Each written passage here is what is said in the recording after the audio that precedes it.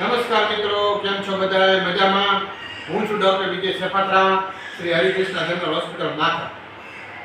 અત્યારે પેશાબમાં લોહી આવે એટલે માણસો ગભરાઈ જાય છે. આવીને કહેતા સાહેબ અમે પેશાબમાં લોહી આવે, તો આપણે ગભરાવાની જરૂર નથી. પેશાબમાં લોહી આવે તો એના શું કારણ હોય? તો પેશાબમાં લોહી આવવાનું કારણ મેઇન તો પેશાબની રસી હોય, બીજું કારણ આપણે પથરી હોય, ત્રીજું કારણ મોટી ઉંમરમાં પ્રોસ્ટેટ હોય. આ ત્રણ કારણો જેમાં જે નોન કેન્સર નોન મેલિગ્નન્ટ એટલે કે બહુ ચિંતાવાળા કે ઉપાધિવાળા ન ગણાય.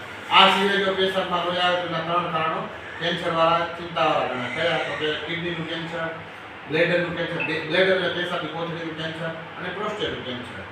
તો આવું હોય તો એ આપણે સિરિયસલી ગણાય. એ સિવાય આપણે જ્યારે પેશાબમાં લોહી આવે અથવા પેશાબ બીજા કલરનો આવે કે તો આપણે હંમેશા પેશાબનો રિપોર્ટ કરાવવો જોઈએ, લોહીનો રિપોર્ટ કરાવવો જોઈએ. જરૂર પડે તો સોનોગ્રાફી અને સીટી સ્કેન પણ કરાવવું જોઈએ. જો પેશાબમાં લોહી આવે તો 100% તમારે પેશાબનો અને લોહીનો રિપોર્ટ કરી ડૉક્ટરને દેખાડવું જોઈએ. Thank you. ધન્યવાદ.